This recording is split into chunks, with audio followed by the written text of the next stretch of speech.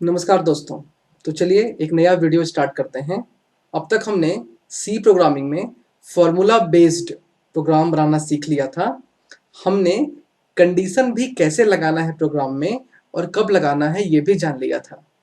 साथ ही साथ हमने अपने पिछले वीडियो में लूपिंग स्टेटमेंट को भी सी प्रोग्रामिंग में किस तरह यूज करेंगे और कब ऐसा सिचुएशन आएगा कि हमको लूप का यूज करना पड़े, हमने ये भी देख लिया था। आज का ये वीडियो बड़ा मजेदार होने वाला है। हम आज यहाँ पे करने क्या वाले हैं कि हम लूपिंग स्टेटमेंट और कंडीशनल स्टेटमेंट दोनों को एक साथ यूज करेंगे।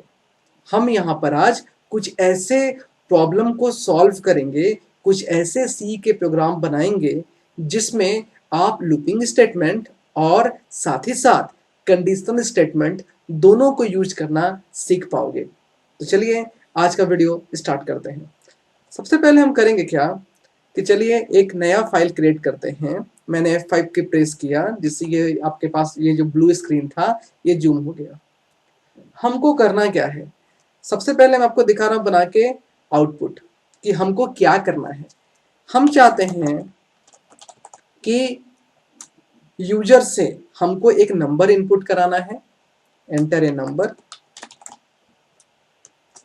और यूजर जितने भी नंबर यहां पर इनपुट करेगा, ठीक है, उस नंबर तक जितने भी इवन नंबर होंगे और जितने भी ऑड नंबर होंगे उनका लिस्ट आपको दिखाना है उस नंबर तक। फॉर एग्जांपल यदि आपने 20 यहाँ पर इनपुट किया तो 1 से लेकर 20 तक जितने भी इवन नंबर हो और जितने भी ऑड नंबर हो उनका एक लिस्ट आपको जनरेट करना है, जिससे हमको पता चल जाए कि कौन कौन से नंबर इवन है और कौन कौन से नंबर ऑड है। और इसका लिस्ट कुछ इस तरीके का होगा। कैसे? सबसे पहले यहाँ पे लिखा हुआ रहेगा ऑड और यहाँ पे लिखा रहेगा इवन, इस तरीके से। और 1 से लेकर 20 तक तो क्या होगा, यहाँ पे 1 लिखा रहेगा, ऑड में, इवन में 2 लिखा रहेगा, यहाँ पे 3 लिखा होगा, यहाँ पे 4 लिखा होगा, यहाँ पे आपके पास 5 लिखा होगा और यहाँ पे आपके पास 6 लिखा होगा। इस तरह 20 तक आपके पास पूरा लिस्ट बन जाएगा और इस लिस्ट को देख के हम समझ लेंगे कि कौन कौन सा नंबर ऑड है और कौन सा नंबर इवन है। तो ऑड और इवन निकालते कैसे हैं? सिंपली है, आप यदि एक नंबर को 2 से डिवाइड करके चेक करोगे और यदि वो नंबर 2 से डिवाइड हो गया तो नंबर इवन है, नहीं हुआ तो ऑड कहलाएगा। लेकिन यहाँ पे हो क्या रहा है, हमको ऑड इवन तो बताना ही है, लेकिन हमको जो भी नंबर इनपुट कराएंगे उन नंबर के सीरीज के बीच में से बताना है कि कौन कौन सा नंबर ऑड है, कौन कौन सा नंबर इवन है। इसलिए इस यहाँ पर हम लोग केवल कंडीशनल स्टेटमेंट का यूज करके इस प्रोग्राम को नहीं बना सकते, हमें लूपिंग स्टेटमेंट का भी प्रयोग साथ में करना होगा। तो चलिए देखते हैं ये कैसे होगा। सिंपली सबसे पहले हम लोग को दोनों हेडर फाइल्स को इंक्लूड करना होगा, ये मैंने यहाँ पे कर लिया है। उसके बाद मुझे मेन फंक्शन लगाना होगा, मैंने यहाँ पे मेन फंक्शन लगा लिया इस तरीके का। और सबसे पहले cr हमने यहाँ पे फंक्शन लगा देते हैं, क्योंकि हम चाहते हैं कि जब भी हमारा आउटपुट आए तो हमको स्क्रीन क्लियर मिले। अब हम यहाँ पे वेरिएबल डिक्लेयर करेंगे। हमको एक नंबर इनपुट कराना था जिसमें हम लोग ये बताएंगे कि कहाँ तक हम लोग को 1 से लेकर कहाँ तक हमको जो है इवन ऑड को अलग अलग करना है। तो उसके लिए हमको चाहिए एक नंबर। साथ ही साथ हमें यहाँ पे लूपिंग स्टेटमेंट का भी यूज करना है, इसलिए हमको यहाँ पे यूज करना पड़ेगा काउंटर वेरिएबल भी।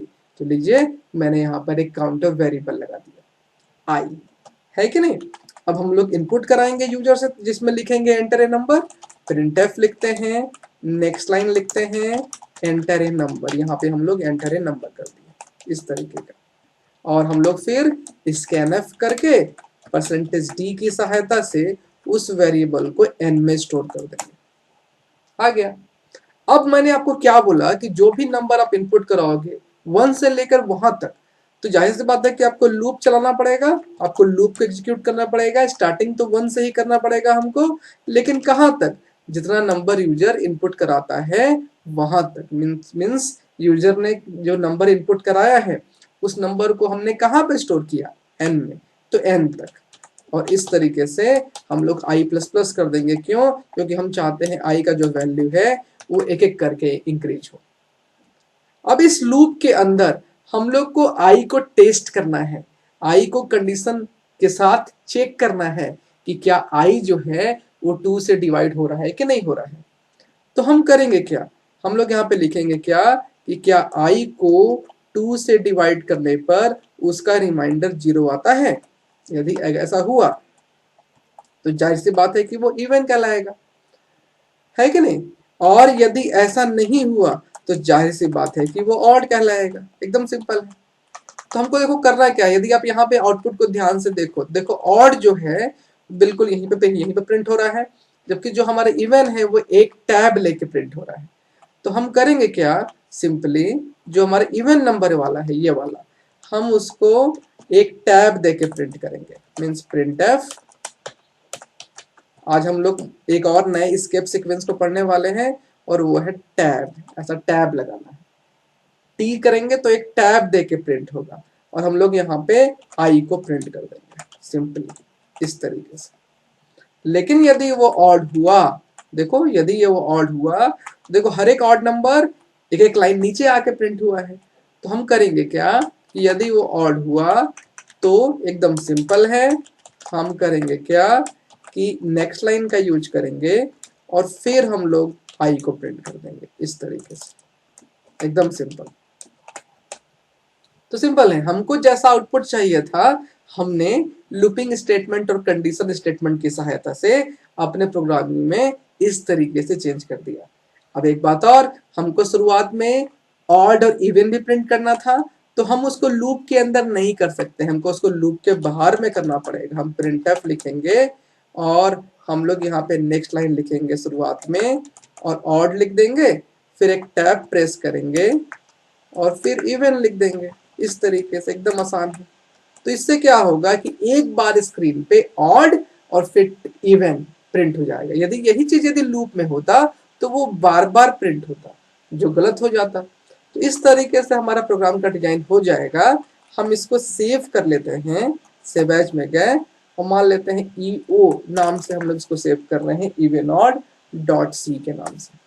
चलिए इधर इसको कंपाइल करते हैं और देखते हैं कि इसका आउटपुट क्या आया।